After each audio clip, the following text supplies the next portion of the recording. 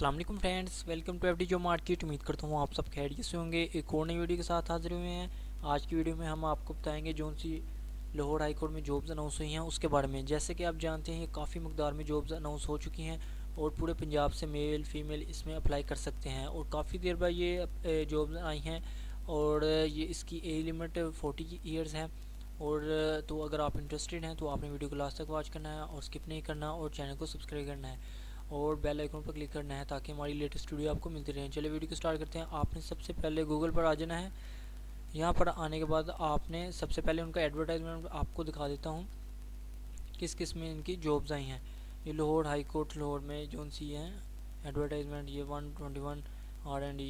यहाँ पर पंजाब के डोमिसाइल होल्डर हैं जो से लोग वो इसमें अप्लाई कर सकते हैं। सबसे पहले ये पोस्ट है पर्सनल असिस्टेंट। इसका पे स्केल 17 है और ये जॉब कोड G128 है और इसमें ये नंबर ऑफ़ पोस्ट हैं। ओपन मेरिट के लिए 13 है, मिनॉरिटी कोटा के लिए 1 है, स्पेशल पर्सन कोटा के लिए 1 है और वुमेन कोटा के लिए 3 पोस्टें हैं।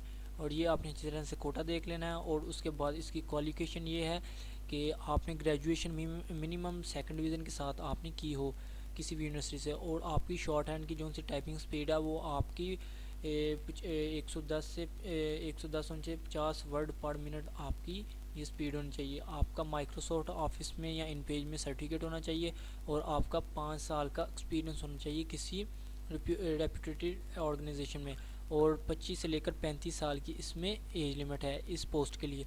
और आगे नेक्स्ट पोस्ट है स्टेनोग्राफर की। इसका पे स्केल 17 है और इसका भी ये कोटा है, ये आपने देख लेना। और इसकी क्वालिफिकेशन इसके लिए भी आपने ग्रेजुएशन की हो और सेकंड डिवीज़न के साथ आपने शॉर्ट हैंड की हो। 100 से 40 पर वर्ड पर मिनट आपकी स्पीड होनी चाहिए और माइक्रोसॉफ्ट या इन पेज में आपका सर्टिफिकेट होना चाहिए।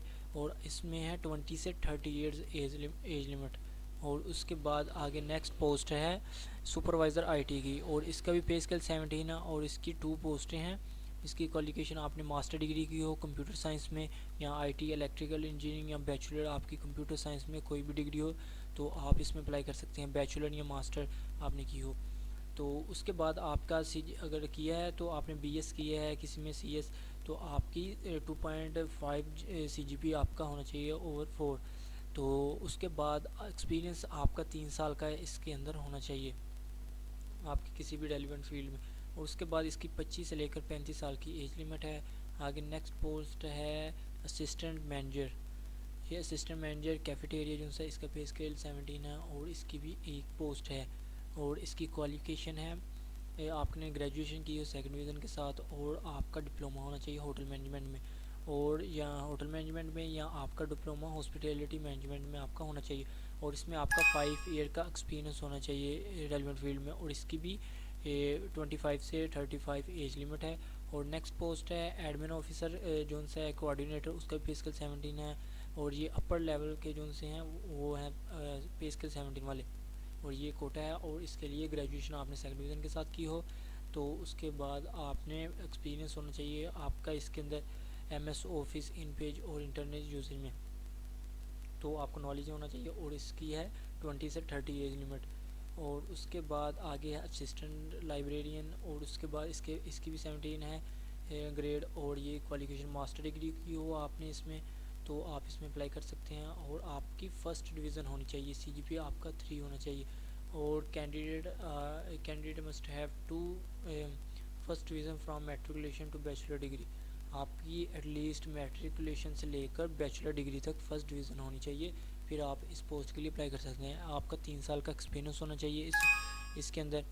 और उसके बाद आपको प्रेफर्ड की स्किल, अगर आपको इनकी कीज़ आती हैं तो आपको ज़्यादा प्रेफरेंस मिलेगी और इसकी भी 25 से 35 एज लिमिट है। आगे नेक्स्ट आ जाती है लाइब्रेरी असिस्टेंट। इसका पे स्केल 16 है और इसकी 2 पोस्ट हैं। इसके लिए बैचलर डिग्री की हो आपने और फर्स्ट डिवीज़न के साथ आपने मास्टर डिग्री की हो और उसके बाद आपका बैचलर मैट्रिक से लेकर बैचलर डिग्री तक फर्स्ट डिवीज़न के साथ होनी चाहिए और 2 साल का एक्सपीरियंस होना चाहिए आपका इसमें। और प्रेफरेंस मिलेगी आपको जो सी आपको इसके अंदर स्किल्स होगी। तो उसके बाद इसकी 20 से लेकर 30 साल तक एज लिमिट है। नेक्स्ट है असिस्टेंट आईटी। इसका ग्रेड 16 है और ये इसका कोटा है। और उसके बाद वुमेन के लिए 1 है, ओपन मैट की 6 है। इसके लिए आपने बीएससी की हो कंप्यूटर साइंस में, आईटी में, इलेक्ट्रिकल इंजीनियरिंग में, और तो आप इसमें अप्लाई कर सकते हैं। और उसके बाद 2 साल का एक्सपीरियंस होना चाहिए रेलिवेंट फील्ड में, और इसकी 22 से 30 साल एज लिमिट है। आगे केयर टेकर आ जाता है, इसका भी ग्रेड 16 है, एक पोस्ट है, और आपने ग्रेजुएशन की हो मिनिमम सेकंड डिवीज़न के साथ, आपने एटलीस्ट 45% मार्क्स के साथ, तो एटलीस्ट आपका 3 साल का एक्सपीरियंस होना चाहिए इसके अंदर, और आपकी जो see sufficiently equipped with computer IT skill, आपकी आईटी स्किल्स होनी चाहिए इसमें।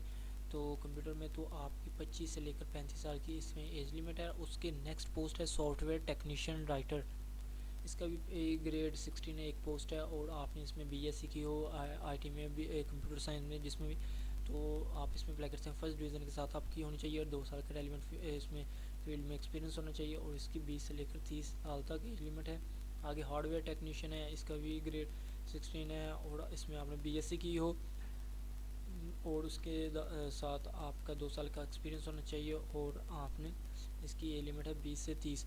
और आगे है नेटवर्क टेक्नीशियन, इसका ग्रेड 16 है, और इसमें भी आपने बीएससी की हो, और 20 से लेकर 30 साल तक इसकी एज लिमिट है।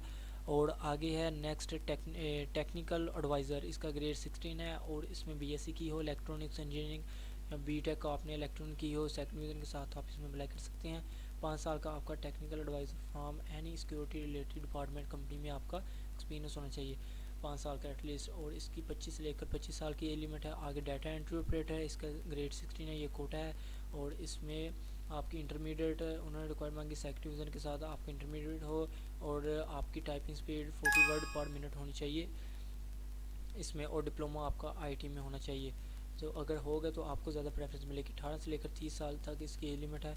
आगे है ऑफिस बॉय, इसका ये पे स्केल ग्रेड जो सा 14 है, ये कोटा है, और इसकी इंटरमीडिएट आपने वही सेकंड डिवीज़न के साथ इंटरमीडिएट आपका हो, और उसके साथ ये स्पीड हो आपकी, और ये आपको माइक्रोसॉफ्ट ऑफिस चलाना था, और इसकी 18 से लेकर 30 साल तक एज लिमिट है। और मल्टीमीडिया ऑपरेटर, इसका 13 ग्रेड है, और इसके लिए आईसीएस आपने सेकंड डिवीज़न के साथ किया हो, या डिप्लोमा आपका आईटी का हो, और 1 साल का रेलिवेंट फील्ड में आपका एक्सपीरियंस होना चाहिए, और आपकी 20 से 30 साल की एज लिमिट होनी चाहिए इसमें।